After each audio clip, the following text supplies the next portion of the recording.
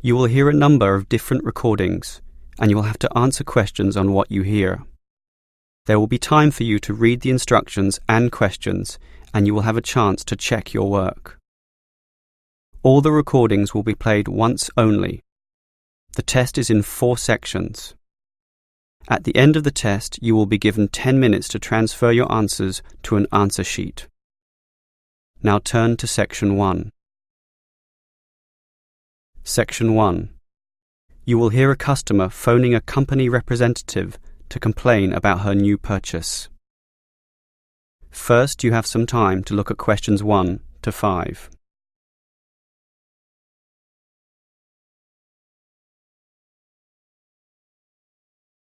You will see that there is an example that has been done for you. On this occasion only, the conversation relating to this will be played first. Hello, is this the Dynamo motorcycle company? Yes, it is. How can I help you? Well, I have an instruction manual here for your new electric motorcycle, but I'm not satisfied with the purchase at all. Well, I'm sorry to hear that, but don't worry. I'm sure we can sort this out. The woman is talking about an electric motorcycle, so electric motorcycle has been written in the space. Now we shall begin. You should answer the questions as you listen, because you will not hear the recording a second time. Listen carefully and answer questions 1 to 5. Hello, is this the Dynamo motorcycle company? Yes, it is. How can I help you? Well, I have an instruction manual here for your new electric motorcycle, but I'm not satisfied with the purchase at all. Well, I'm sorry to hear that, but don't worry. I'm sure we can sort this out. Before we do anything, can you tell me the model number? At the top of the instruction manual here it gives the model number RTY34. TY34. Okay. Now, what's the nature of your complaint? It's many things, actually. The biggest problem is that you say in your manual that the battery will take the motorcycle 30 kilometres. That's right. Well, it's lucky to take me 8. The battery is usually flat by then, often leaving me stuck at the side of the road. Are you sure you're charging it correctly? I'm fairly sure. I follow all the instructions and plug it in for a long time. And are you sure you charge it for the required 3 hours? I charge it until the charging light goes off, and that's 2 hours, so that should be enough. And there's a serious design fault with this motorcycle. When you're riding it, there's no meter to show you how much power is left, so you actually don't know when the machine is going to stop working. There's a voltage gauge. Yes, but that tells you nothing. The needle fluctuates about from 55 to 45, so whatever it says is meaningless. According to the manual, you're meant to charge the battery if the needle falls under 50 volts. But even when you charge it, it can go below 45. As I said, the needle just waves all over the place. The result is that I'm always worried that the bike will leave me stranded in the middle of nowhere. Well, I'm sorry about that. Sure, but what are you going to do about it? Unfortunately, we don't have a refund policy, but if you take the bike to one of our shops, our mechanics will look at it. Perhaps there's a problem that we can fix. The gauge, for example. The other problem is the battery. I actually weighed it, and it's almost 6 kilograms, yet you say in your manual that it weighs only 3.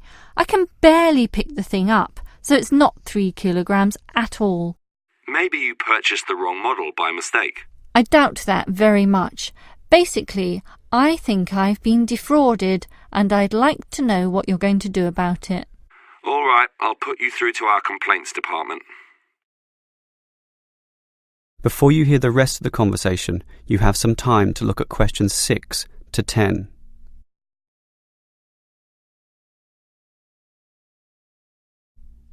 Now listen and answer questions 6 to 10. Hello? Complaints department here.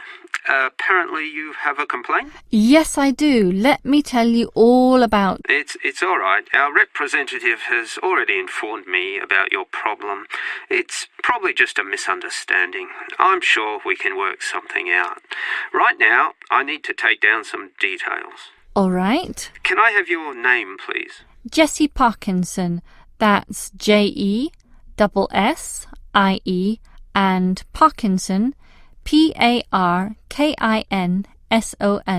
Parkinson. All right. What shall we list this complaint under? Parts, service, or performance? Well, the meter isn't accurate at all, so that's parts, isn't it? Yes, perhaps, but you do feel more generally that the motorcycle doesn't meet the operational standards as advertised, so it's probably better to tick performance here. Can we tick both, parts and performance? No, we can only tick one, so let's not call it parts. We'll go with performance. Now, we may post some further forms and questionnaires to you, so would you mind giving me your address? Certainly, it's 45 Melrose Road. Melrose, M-E-L and Rose. OK. Now, your phone number?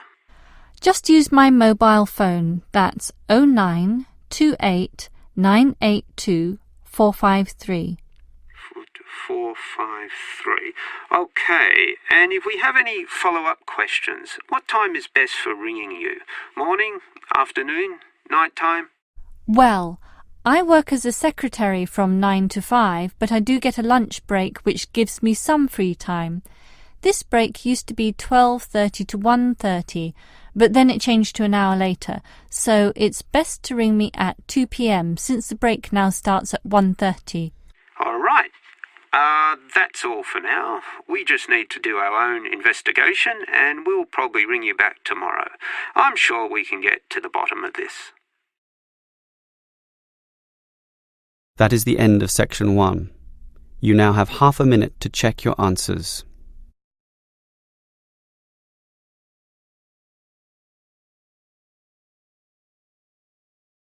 Now turn to section 2.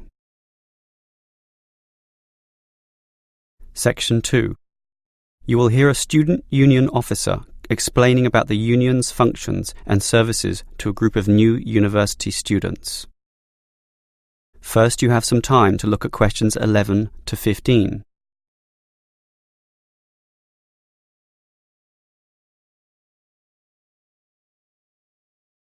Now listen carefully and answer questions 11 to 15. Hello, everyone. Now, here you all are, new university students. And the first question you probably have is, what is a student union? Another question is, do I have to join? Well, regarding this second question, let me say that membership used to be compulsory in the past, but that did cause some controversy, particularly from students who wanted to remain free and unaffiliated, and this university responded. So, joining up is no longer compulsory. It's totally up to you, although I'll admit there is a fairly strong obligation to join, since all students benefit from the large variety of services that we offer. We do understand, however, that many might be unwilling to join because of a supposed political slant to the union. Traditionally, student unions have been seen as being dominated by the left, and I suppose that's still true to a large extent. Here, however, at this university, our union discourages such one-sided viewpoints, and students across the whole political spectrum are welcome. Thus, if you feel that you are a conservative type, in other words, leaning to the right, you are particularly urged to join to provide a more balanced representation. Now, let me move back to the first question. What are we? We are a formal organisation, but totally independent of the educational body.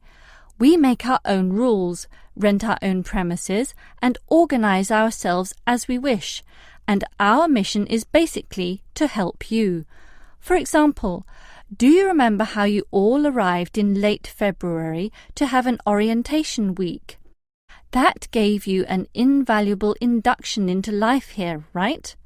Well, the student union organised all the festivities at the end of that. The barbecues, partying and drinking, and even the musical entertainment as well. We'll do that again on occasions, and as always, those events take place on the football ground. Now, do you have any questions before I move on? Before you hear the rest of the talk, you have some time to look at questions 16 to 20.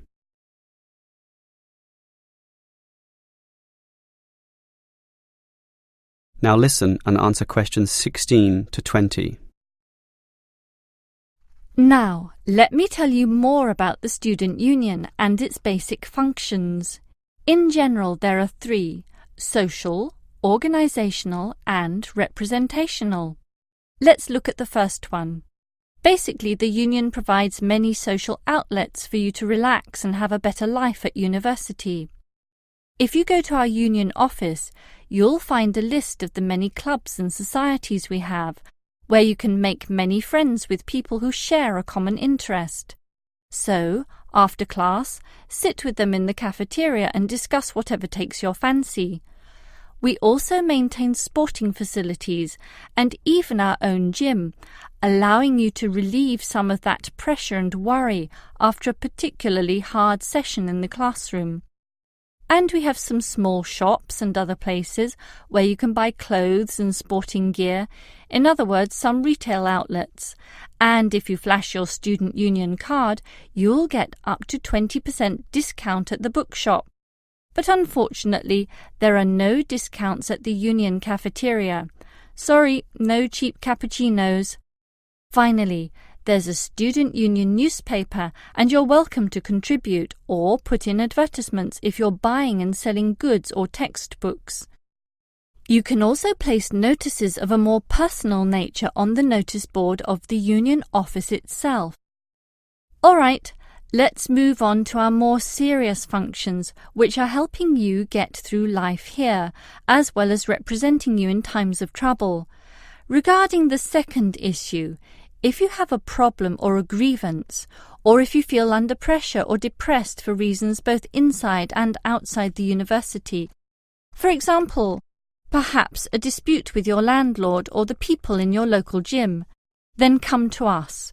We have a range of counsellors and helpers, and even some lawyers, who you can meet in the conference room. So just sip a cup of tea or coffee with them and tell them your troubles, and they'll be all ears. Basically, there's every reason to join the student union, since whatever you need, whether it be social or representational, we will help you. That is the end of section 2. You now have half a minute to check your answers.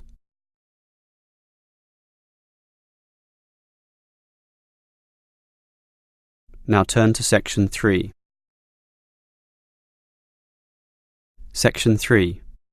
You will hear two teachers talking about the work experience program for their students.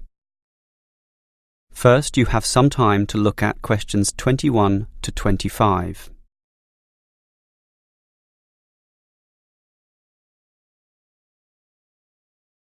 Now listen carefully and answer questions 21 to 25. OK, we've got to arrange this programme. Work experience. I believe quite strongly in this myself. Studies are often just too theoretical, and the best learning can be on-site.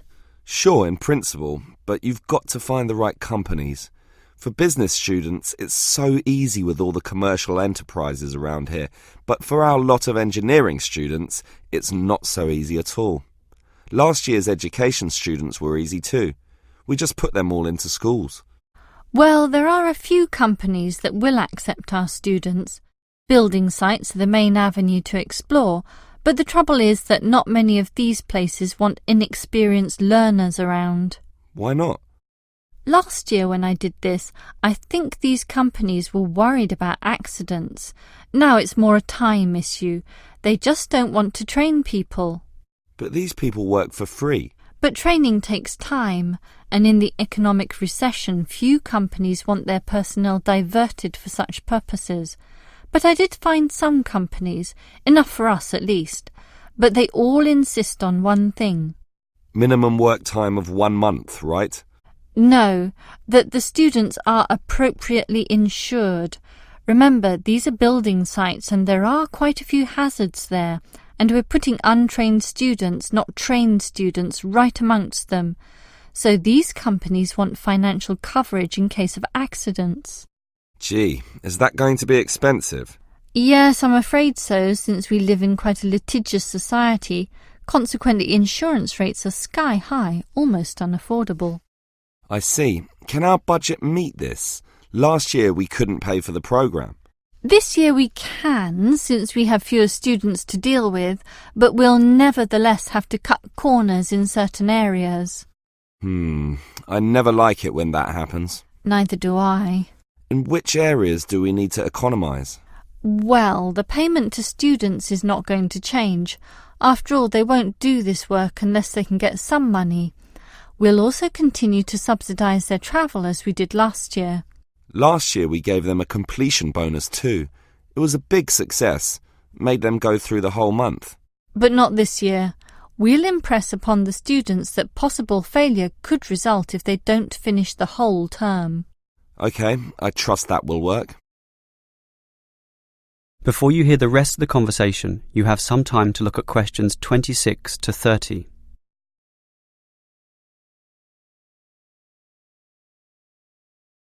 Now listen and answer questions 26 to 30. The most important issue for me about this work experience programme is which companies are getting involved, and that was your job. What companies did you find? Right, 4 companies are prepared to help out. Hepplewhite Distilleries, AJ & Sons Engineering, Johnson Demolition, and Sansoni Security. How many students can they take? Hepplewhite can take 6. 6? Sorry, 5. It's limited at the moment by the winter, since beer drinking is lower around this time. As for AJ & Sons, that would be 7.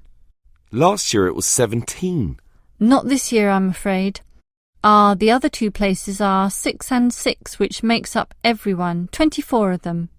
Right. What about starting dates? That's the problem. They cannot all start and finish on the same date, which makes this a little hard to dovetail with the academic semester. Hepplewhite can accept its cohort around August 15th. AJ are a little later, starting 5 days later, in fact. The 20th? Actually, the 21st is what they said. And the other 2? The demolition company can start earlier, the start of the month, the 1st, and the security firm will start 3 days later on the 4th. OK, that sounds good. And will all our students work for 1 month? Well, remember, it doesn't have to be a full month, but just long enough to meet syllabus requirements. So, how long is Hepplewhite going to use these students? They said 3 weeks, maybe 4 weeks if we want it. We want it.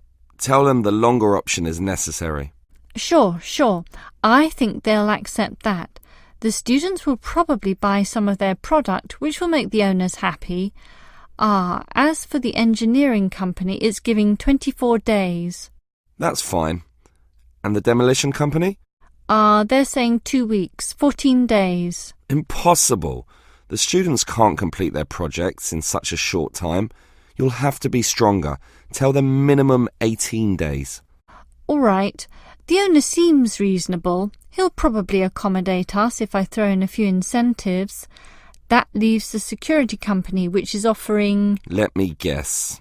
3 weeks, 21 days. Almost 22. Ha! I was close with my guess of 21. Just 1 day off. That is the end of section 3. You now have half a minute to check your answers.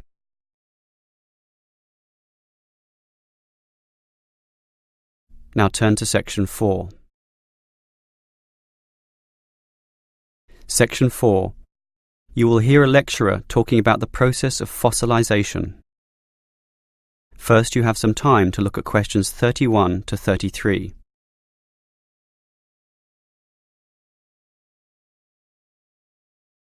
Now listen carefully and answer questions 31 to 33. The foremost exhibition in any great natural history museum is almost invariably a skeleton of a large dinosaur, often the famous Tyrannosaurus rex, or T-Rex as it's usually known. Thus, one would think that these skeletons are plentiful, one for each museum, and more to spare in the basement. Well, here's an interesting fact. Almost every one of those T-Rex skeletons are just copies of the original fossils, and we only have 20 sets of these in the whole world. And the most complete is still missing 1/5 of its bones, and the rest are missing a lot more. And given that these dinosaurs once numbered in the thousands and existed on this earth for perhaps 3 million years, you can realize an obvious fact. Fossilization is actually an extremely rare occurrence. Fossilization can only occur when, after an animal dies, it is buried in soft mud or silt relatively quickly before the body completely rots or is torn to pieces by scavengers. Given this fact, the overwhelming majority of fossils are in marine sediment, where former marine life sank to the sea bottom, where sediment was being continually deposited. This means that we have a fairly good idea of the life in Earth's ancient oceans, but a much sketchier view of the land-based life forms. Fossilization on land needs water and mud, meaning that it is most often near ancient river sites and lakes. But it is still so rare that there are, in fact, large stretches of geological time about which we don't quite know what was happening at all. Before you hear the rest of the lecture, you have some time to look at questions 34 to 40.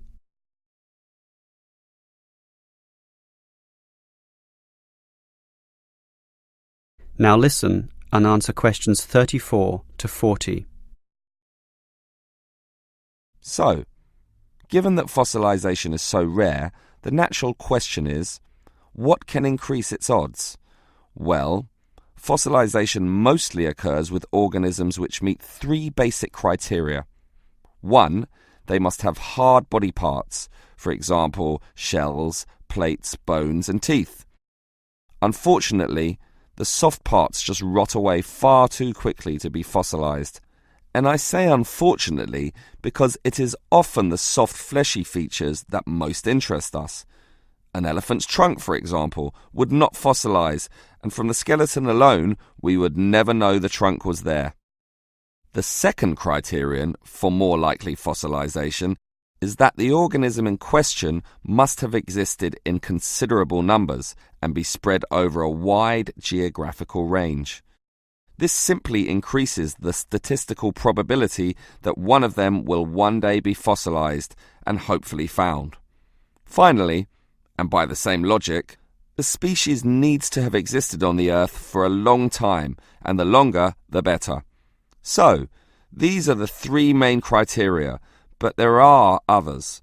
Being a large size, for example, helps us to notice and discover them as fossils more easily, and being a marine organism, as mentioned, helps also. Trilobites, a strange sort of ancient crab, are a perfect example. Their body structure was one of hard plates.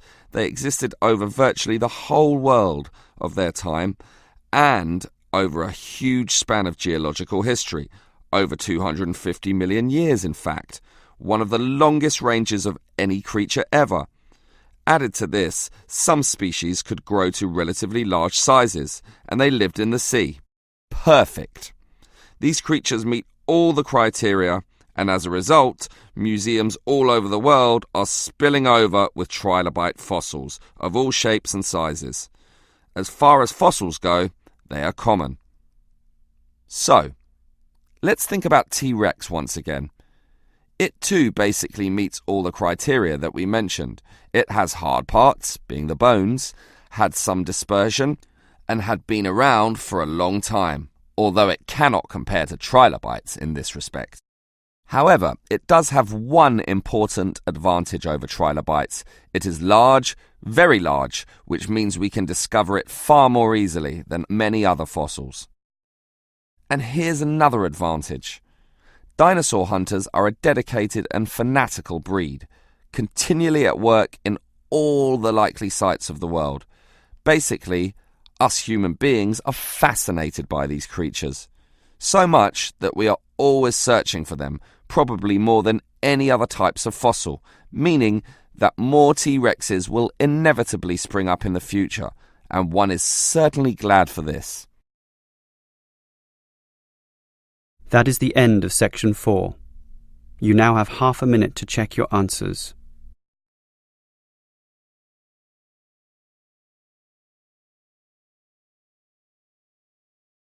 That is the end of the listening test. In the IELTS test, you would now have 10 minutes to transfer your answers to the answer sheet.